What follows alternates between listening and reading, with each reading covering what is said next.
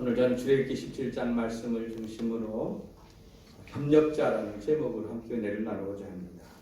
오늘은 새해 교회를 위해서 봉사할 재직을 임명하는 날입니다.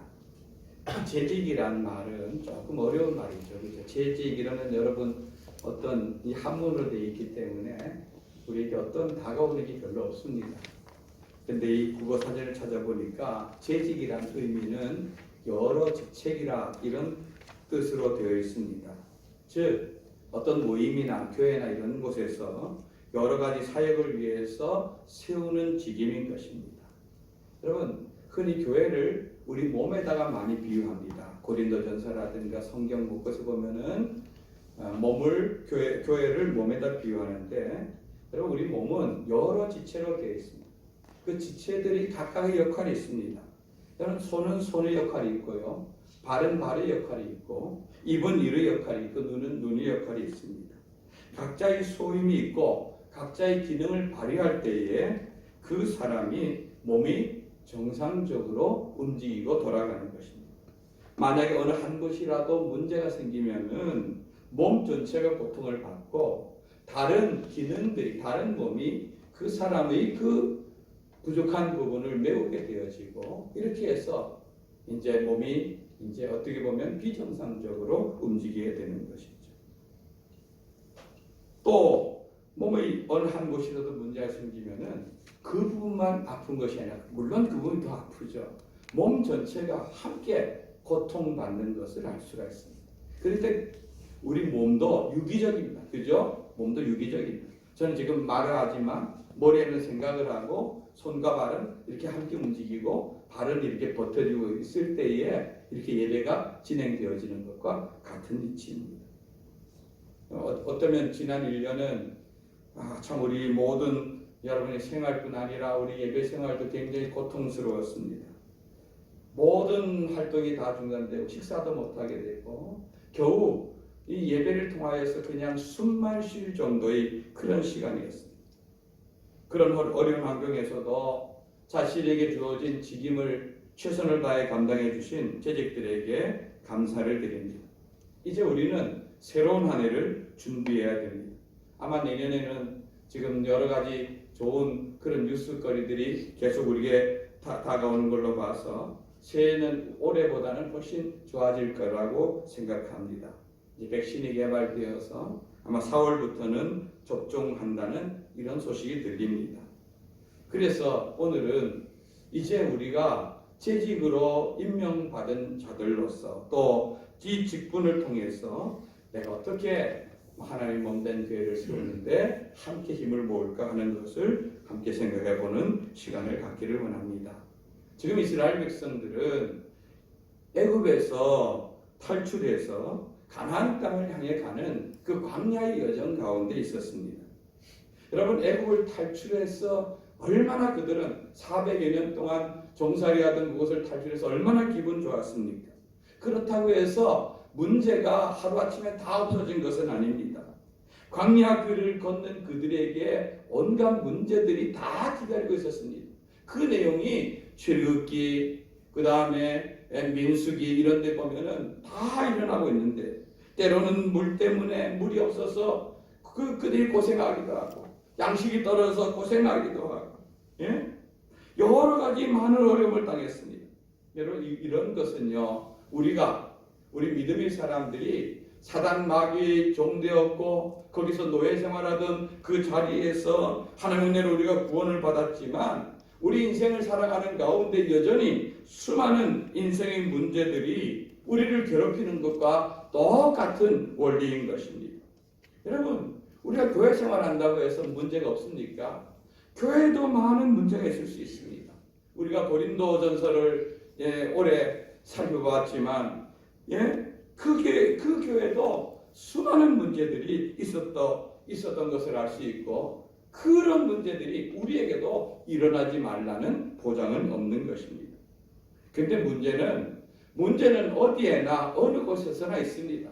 애굽에서도 있고 광야에도 있고 가나안 땅에 들어가도 있습니다. 그런데 그 문제를 이기고 승리하느냐 아니면은 그 문제 앞에 패배하고 주저앉느냐 하는 것이 우리들에게 있는 과제인 것입니다. 여러분, 우리 인생에 닥치는 수많은 난관과 문제들을 이겨내고 승리하는 복된 성도들이 되기를 주님의 이름으로 축원드립니다. 그들이 이번에 지금 이 17장에서 닥친 문제는 전쟁의 문제였습니다. 전쟁의 문제. 물 문제나 양식 문제는 그 안에서 좀 시끄럽고 이렇지만 이 전쟁은 생사를 오고 가는 이런 문제가 아닙니까? 아말렉족이라고 하는 이 광야에서 기거하는 이 족속이 이스라엘을 공격해 온 것입니다. 이 아말렉 족속은요, 창세기 36장에 보면은 이 아말렉 족속은 에서의 혈통을 이어받은 그런 자인 것입니다. 그리고 이들은 이 광야 애굽에서 가나안 땅 사이에 있는 그 시나이 반도를 중심으로 광야 생활을 주로 하는 그러한 유목민들인 것입니다. 제가 꽤 오래됐죠. 한 15년 이상 전에 그 당시에는 지금은 그 경로가 끊어졌지만 이집트로 들어가서 이 시내 광야 이제 모세가 출애굽한 시내 광야를 거쳐서 이스라엘 국경으로 들어가서 그 이스라엘 성지 순례를 하는 그 여정을 다녀온 적이 있었습니다. 그때에 오늘 전투가 벌어지고 있는 이 르비딤이라는 곳을 제가 지나간 적이 있었습니다. 여러분, 그 광야라는 곳은요, 우리나라 사람들 보고 살으라고 하면은 거의 살기가 어려울 정도로 거기는 무슨 곡식을 심거나 이렇게 할 수 있는 장소가 아닙니다. 1년 해봐야 비가 100mm도 안 오는 곳이니까. 그것도 한때 한철 잠깐 내리다가 마는 이런 곳에 사람이 산다는 것 자체가 제가 볼 때 거의 불가능한데, 르비딤이라는 곳에 이 사람들이 후예일지도 모르죠. 거기에 그 사람들이 아직도 살고 있더라고요. 그런데요, 우리가 타고 갔던 그 관광버스가 나타나니까 어디 여기저기에서 아이들이 우리 저 6.25 때 입었던 옷들 있잖아요, 그죠? 그런 옷들을 입고 아이들이 와서 그 관광버스를 향해서 기분이 아는 게 뭡니까? 기분이 초콜릿 뭐 이렇게 해서 그 손을 내밀고 그 달라고 하는 겁니다. 그래서 뭐 초콜릿이나 사탕이나 우리가 가지고 있는 것들을 나눠주면은요, 그걸 얼른 입에 털어놓고는 또 하고, 다른 애들 약한 애들이 받으면 그걸 강한 애들이 뺏어 먹고, 이런 모습. 마치 우리 6.25 때 미군 차들이 다니면 뒤쫓아 다니면서 그 얻어먹던 그 모습이 불과 2000년 도를 살아가는 그 땅에 지금도 있는 그런 삶인 것입니다. 그러니까 이 메마른 땅에 지금부터 적어도 3000년 이상 전에 살아가는 사람들이 얼마나 힘들고 어려운 그런 삶이겠습니까?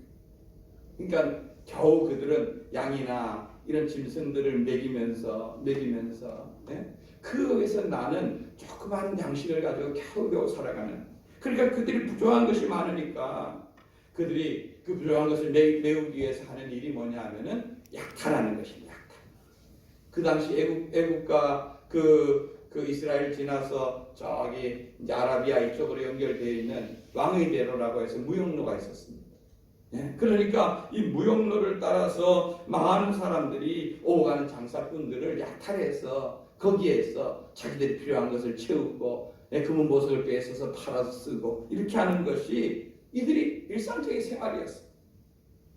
그런데 그들에게 희소식이 전해진 것이죠. 야, 모세가 지금 이스라엘 백성 200만 명을 끌고 그들이 애굽에서 탈출해서 우리 이 영토를 지나서 가나안 땅으로 향해 가고 있다.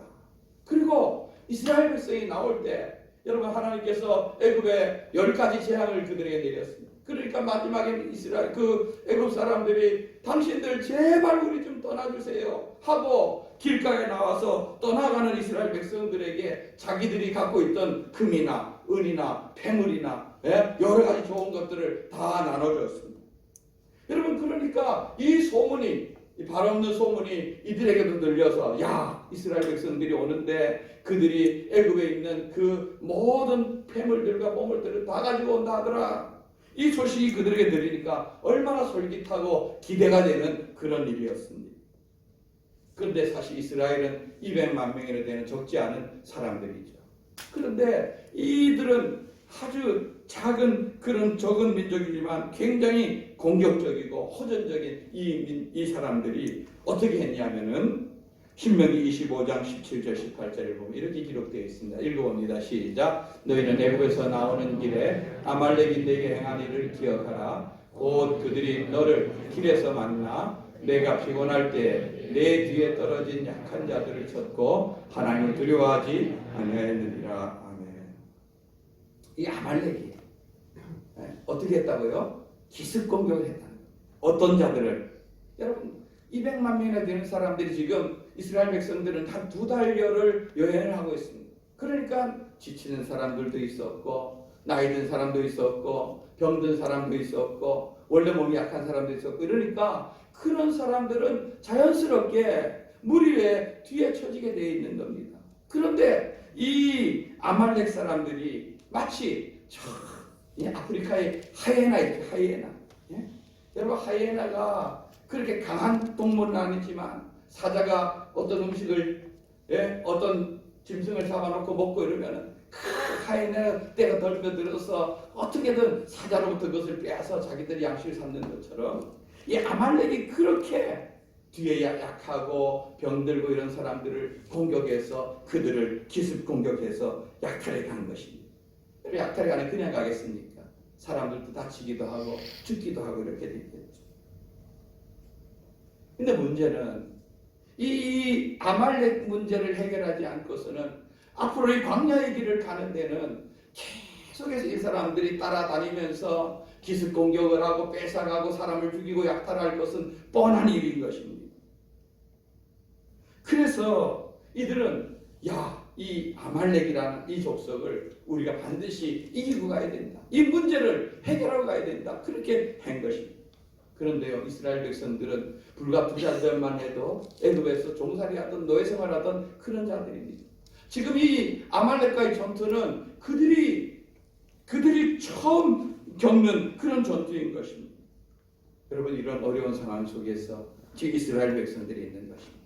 그런데 이때 모세와 또 그와 함께한 모든 사람들이 하나가 되어서 이 모든 어려움을 이기고 결국 오늘 마지막 절 말씀을 보면은 모세가 제단을 쌓고 여호와 니시.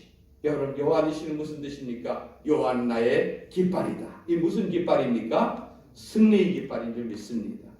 승리의 깃발을 높이 들고 하나님의 승리를 외치는 시간이 된 것입니다. 여러분 그러면 이 과정 속에서 이들이 어떻게 이런 승리를 가져왔는지 말씀을 통해 보기를 원하는데요. 첫째, 여호수아는 현장인 사역자였어요. 현장인 사역자. 자, 17장 9절 앞부분을 읽어봅니다. 시작. 모세가 여호수아에게 이르되 우리를 위하여 사람들을 택하여 나가서 아말렉과 싸우라. 내일 내가 하나님이 지팡이를 손에 잡고 산 꼭대기에 서리라. 아멘. 여러분 성경에서 여호수아라는 이름이 최초로 등장하는 곳이 이곳입니다.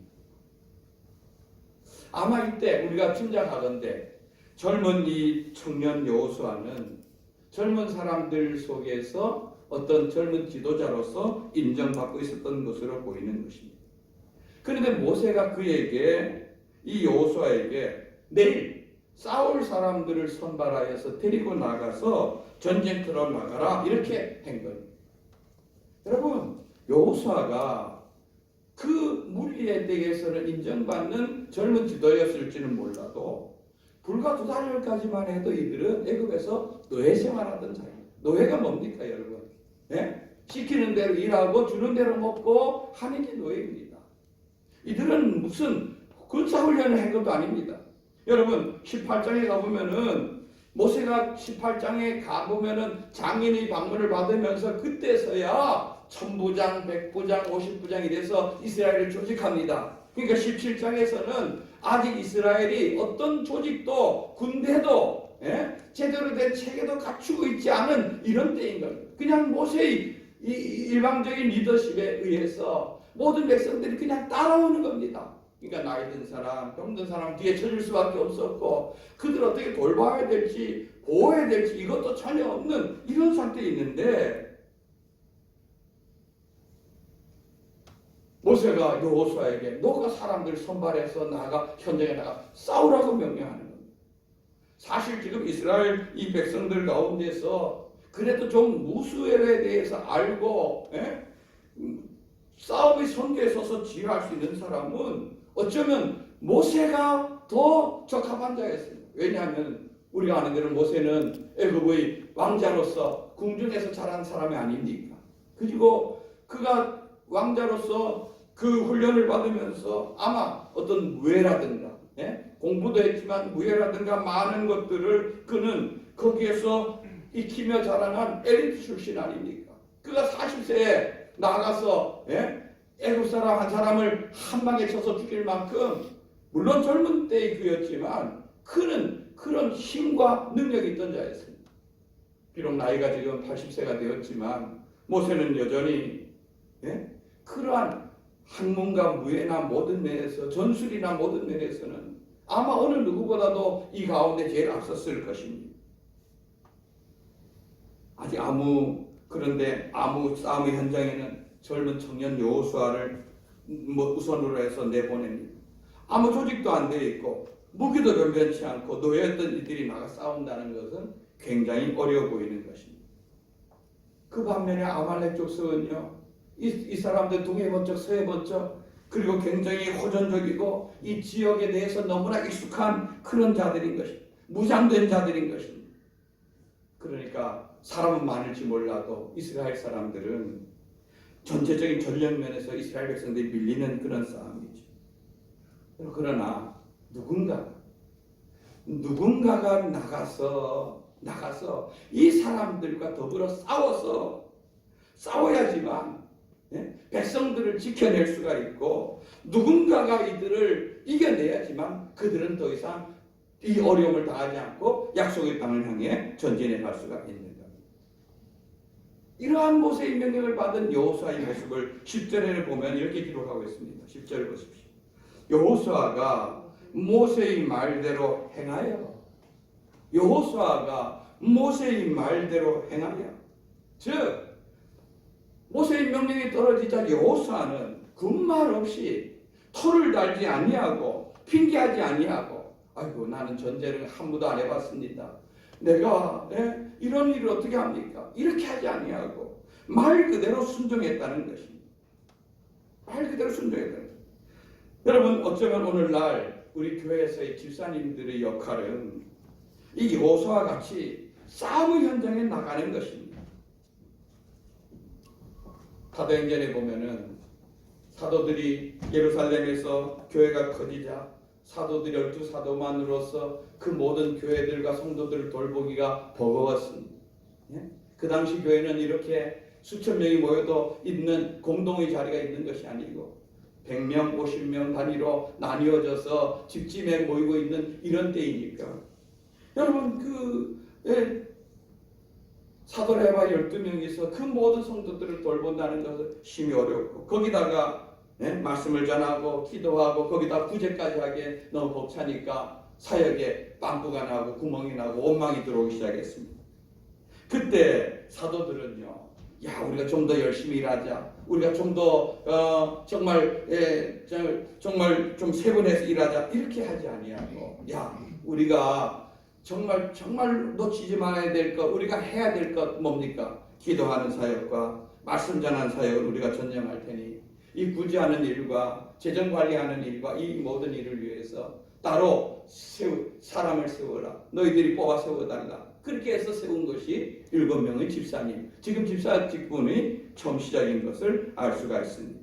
여러분 이렇게 사도들은 일이 많아졌을 때에 자기들이 반드시 꼭 해야 될 일과 그 다음에 일들을 나눠서 해야 될 일들을 구분해서 했을 때 여러분 그렇게 했을 때 교회 이제 조직이 더 확산되어지고 그 다음 결과가 어떻게 되었습니까? 사도행전 6장 6절 7절 말씀 한번 읽어봅니다. 시작. 사도들 앞에 세우니 사도들이 기도하고 그들에게 안수하니라. 하나님의 말씀이 점점 왕성하여 예루살렘에 있는 제자의 수가 더 심히 많아지고 허다한 제사장의 무리도 이도에 복종하니라. 아멘. 사도들이 문제가 생겼을 때 우리가 집중해야 될 문제가 무엇인지 우리가 내려놔야 되는 문제가 무엇인지를 분간하고 그 일을 7명의 집사들을 구별하여 세우고 그들을 안수하고 그들에 맡겼습니다. 그 결과가 뭡니까? 하나님의 말씀이 더 왕성해지고 제자의 수가 많아지고 많은 제사장들이 주님께로 돌아오는 놀라운 역사가 일어난 것을 볼 수가 있습니다. 문제를 이기고 돌파하고 나아갈 때 또 그것을 잘 구별하여 나아갈 때 그들의 큰 승리가 있었던 것입니다. 두 번째, 모세는 기도의 사역자였습니다. 기도의 사역자. 17장 11절 말씀 우리 한번 읽어봅니다. 시작. 모세가 손을 들면 이스라엘이 이기고 손을 내리면 아말렉이 이기더니. 여러분, 모세가요 현장의 싸움에서 자기가 자신 없어서 뒤에 빠진 건 아닙니다. 현장의 사역을 여호수아에게 맡긴 것은 자기가 지금 이 시간 앞에 현장에 나가 싸울 수도 있지만 뒤에서 기도하고 글을 하는 것이 더 중요하다는 걸 알았기 때문에 현장을 여호수아에게 맡긴 것입니다. 여러분, 이 말씀을 보면은 여호수아 현장에 나가 전쟁을 하지만 싸우지만 그 전쟁의 승리 여부는 기도하는 모세의 손에 달려 있음을 볼 수 있습니다. 그래서 모세가 손을 들면 하나님의 역사가 나타나서 전쟁에 이기고 모세의 손에 힘이 내려서 빠지면은 오히려 아말렉이 이기는 이런 싸움. 여러분, 이것은요 우리들이 현장의 싸움도 굉장히 중요하지만 그 뒤에서 도와주는 기도의 뒷받침도 중요하다는 것을 보여주는 것입니다. 여러분, 이 전쟁은 결국은 하나님이 도와주느냐 하나님이 안 도와주느냐에 따라서 승패가 결정되어지는 것입니다. 저도 교회 현장의 사역이 굉장히 중요하다 생각합니다. 그러나 그만큼 중요한 자리는 또한 기도의 자리인 것입니다. 왜냐하면 기도는 하나님의 역사를 일으키는 것입니다. 모세는 그 중요성을 알았기 때문에 만사를 제쳐놓고 산 위에 올라가서 손을 들고 기도하는 것입니다. 우리 예수님도 여러분 그 공생의 중요한 일정들이 있을 때마다 제일 먼저 하는 것은 뭐였습니까? 기도였습니다. 공생을 시작할 때 먼저 그는 광야에 나가서 40일 동안 마귀에게 시험을 받으면서 금식하면서 기도해서 공생애를 준비하고 또 중간중간에도 중요한 일이 있을 때마다 기도로서 그 끈들을 이어가고 기도로서 방향을 정하고 마지막 겟세마네 동산에서도 예수님은 깨어서 기도했습니다. 밤을 새워 기도했습니다. 얼굴이 땀방울이 핏방울이 되도록 기도했습니다. 그러면서 자는 제자들을 깨우면서 야, 나와 더불어서는 기도하자, 깨어있자. 기도하지 않으면 시험 들게 돼 있고 시험 들게 되면 너희들이 마귀에게 넘어지게 돼 있다. 예수님은 그들이 피곤한 걸 몰랐습니까? 깊은 잠에 고민에 빠지는 걸 몰랐습니까? 알았습니다. 그래도 기도하자. 왜냐하면 기도해야지만 이길 수 있고 기도해야지만 신앙의 길에서 승리할 수 있었기 때문에 주님께서는 그렇게 그들에게 원했습니다. 결국 그 다음 날 기도한 예수님은 십자가의 길에서 승리하지만 기도하지 못한 제자들, 그렇게 충성스럽게 맹세하고 각오를 했던 그 제자들 다 십자가의 길에서 실패하고 도망가고 말았습니다. 여러분, 기도는요 그만큼 우리 현장만큼 중요한 것입니다. 세 번째는요 아론과 훌입니다. 이 사람들은 동력자입니다. 여러분, 이스라엘 백성들은 기도할 때 이렇게 기도합니다. 손을 들고 하늘을 바라보면서 눈을 뜨고 이렇게 손을 들고 기도합니다. 이게 이제 우리는 이제 눈을 감고 이제 무릎을 꿇고 손을 모으고 기도하죠. 여러분, 이렇게 기도하나 하나님은 다 우리 기도를 받으시는 줄 압니다. 그런데 모세는 이렇게 손을 들고 이제 하나님을 바라보면서 기도하는데 문제는 여러분 손을 얼마나 들고 있을 수 있을 것 같아요? 여러분 같으면 하루 종일 들고 있을 수 있을 것 같아요? 아닙니다. 이게 팔이 시간이 지나면 점점 내려오게 돼 있는 겁니다. 내려오게 돼 있는. 그냥 팔이 힘이 빠져서 내려오는 것이 아니라 힘이 드니 내려오니까 내려오는 것이 끝나는 것이 아니라 이 손이 내려오면은 이스라엘이 뒤로 밀리는 것이 그들 눈앞에 보이는 현장이니까. 여러분, 이것을 보고 있던 아론과 훌이 얼른 돌 하나를 가져다가 거기다 모세를 앉힙니다. 그러니까 모세는 앉아서 두 손을 들고 기도하는 것이죠. 그리고 그 양옆에서 아론은 이쪽에 한쪽 손을, 홀은 이쪽에 한쪽 손을 붙잡고 그들은 서서 계속 모세와 더불어서 같이 기도하지 않겠습니까? 그 결과 해가 지기까지 모세의 손이 내려오지 않았고, 그리고 그 결과 이스라엘이 아말렉을 크게 물리쳐 이길 수가 있었습니다. 여러분, 이들이 협력이 없었더라면 모세의 손이 내려오고 말았을 것이고, 모세의 손이 내려왔더라면 결국 이스라엘도 전쟁에서 지고 말았을 것은 분명한 것입니다. 그러니까 이 아론과 홀의 협력 사역도 모세 못지않게 아주 중요한 사역이라는 것을 보여주고 있습니다. 여러분, 혼자서 다 잘하는 사람, 그런 사람 없습니다. 예? 여러분, 위대한 우리가 신약시대의 전도자 바울을 보면요, 바울이 그렇게 많은 교회를 개척하고 많은 복음을 전하고 이렇게 했는데 그것이 혼자 힘으로 이루어진 것은 절대로 아닌 것입니다. 그 주변에 디모데, 디도, 바나바, 실라, 브리스길라, 아굴라 등등 수많은 그러한 동역자들이 있었기 때문에 그가 크고 위대한 그런 일들을 해나갈 수 있었던 것이죠.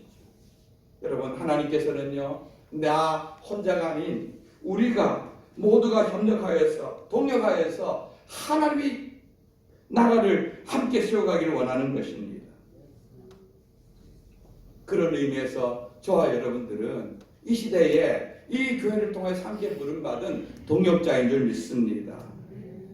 저는 참 감사한 것이 우리가 지난 1년 얼마나 어려운 시간을 보냈습니까? 많은 활동, 우리 교회에서 하던 모든 사역, 점심 식사도 못하고 모든 것을 다 내려놓고 이렇게 했는데, 그러나 1년을 지나고 가보면은 어느 해보다도 풍성한 자리, 그전 자리가 있었던 것이 새벽기도의 자리였습니다.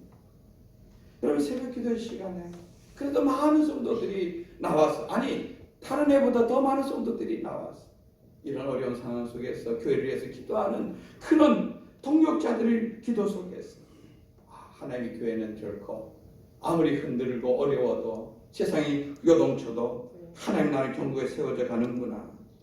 저는 분명히 아는 것은, 여러분, 기도하는 교회, 기도하는 성도들이 있는 교회는 결코 망하지 않는다는 사실인 것입니다. 여러분, 이렇게 자신에게 주어진 직분과 자리가, 여호수아는 현장에, 모세는 기도의 자리에, 아론과 홀은 기도의 동역자로서 이렇게 각각의 자리, 믿음의 자리, 사역의 자리를 이리 지킨 자들이, 이 말씀을 보면은 그들이 하나님 앞에 훨씬 더 귀하게 쓰임받은 것을 알 수가 있습니다. 여러분, 여호수아는 오늘 말씀을 기점으로 해서 그는 늘 성경에 보면 모세의 시종, 이것은 어떤 모세의 그냥 종이란 개념보다는 모세의 옆을 보좌하고 모세를 돕고 또 가까이에서 모세를 배우고 하는 그런 자로서, 저 모세가 하나님의 십계명을 받으러 산에 올라갈 때 다른 사람들은 가지 못했지만 그 자리를 여호수아도 함께 가서 그 모든 리더십을 함께 전수받게 되고, 이렇게 함으로 말미암아 결국 모세의 길을 이어 그의 바통을 이어서 가나안 땅을 점령하는 이 전쟁의 승리를 이끄는 사역의 계승자가 여호수아가 되는 것을 볼 수가 있죠. 모세의 손을 받쳐주던 아론은 출애굽부터 죽을 때까지 모세는 참 말을 잘 못하고 이런 사람인데 그의 곁에서 그의 연약함을 도와주고 이렇게 손을 붙잡아주고 힘이 되어줍니다. 그가 하나님께서 성막을 만들어 하나님을 예배하라 했을 때 영광스럽게 그의 가문 레위 족의 가운데서 그를 제1번 대제사장으로 그는 역사적인 성경 속에 남는 그런 사람이 되는 것입니다. 그와 함께 모세의 손을 받쳐주었던 홀 본인은 성경에 그렇게 크게 부각되거나 성경에 자주 등장하지는 않습니다. 그러나 하나님은 그의 가문에 큰 복을 주시어서 그의 가문을 들어서 쓰시는 것을 볼 수 있습니다. 출애굽기 31장 2절에서 4절 말씀 읽어봅니다. 시작. 그가 유다 지파의 홀의 손자여 우리 아들인 부살레를 지명하여 부르고 하나님의 영을 그에게 충만하게 하여 지혜와 총명과 지식과 여러 가지 재주로 정교한 일을 연구하여 금과 은과 노수로 만들게 하며, 예. 여기 보면은 하나님께서 유다 지파 홀의 손자, 홀의 손자인 부살레를 뭐라고 했습니까? 지명하여 불렀다. 꼭 집어서, 야, 부살렐이 이 일을 하도록 하라. 무슨 일입니까? 이제 하나님께서 이스라엘 백성들에게 십계명을 주시고 성막을 허락하여 주시고 성막을 건설하는데, 성막 안에 있는 금그릇, 은그릇, 녹그릇 등, 그리고 모든 거기에 조각하는 것과 많은 것들을 다루는데, 그 부살레를 하나님께서 불러서, 지명하여 불러서, 꼭 집어 불러서 그에게 하나님의 영을, 성령을 충만하게 주실 뿐 아니라 지혜의 영, 총명의 영, 지식의 영, 모든 것을 잘 다룰 수 있는, 연구에 다룰 수 있는 그런 힘과 은혜를 주시어서 그 모든 것을 만들어 하나님을 섬기는데 쓰임 받도록 한 걸 볼 수 있습니다. 중요한 역사 가운데 그 가문이 사용되어진 것을 볼 수가 있는 것입니다. 여러분, 저는 이게 그냥 이 부살렐 사람이 어릴 때부터 손재주가 뛰어나고 대단해서 그것이 아니라, 그것이 아니라 하나님이 어떤 특별한 은총 가운데서 이 가정을 복 주신 것이라고 생각합니다. 여러분, 이렇게 하나님께 자기에게 주어진 사역과 삶 속에서 충성된 자들을 하나님께서는 더 귀하게 높이 사용하여서 하나님 나라를 위해서 쓰임 받게 한 걸 볼 수 있습니다. 말씀을 정리합니다. 여러분, 하나님과 복음을 위해서 우리를 이 시대에 불러주신 것은 함께 협력하고 함께 동력하여서 위대한 나라를 세우라고 부른 줄 믿습니다. 이 일에 우리 함께 한 마음으로 한 뜻 가운데 참여해서 더 귀하게 쓰임받는 우리 모든 복된 성도들이 되기를 주님의 이름으로 축원드립니다. 216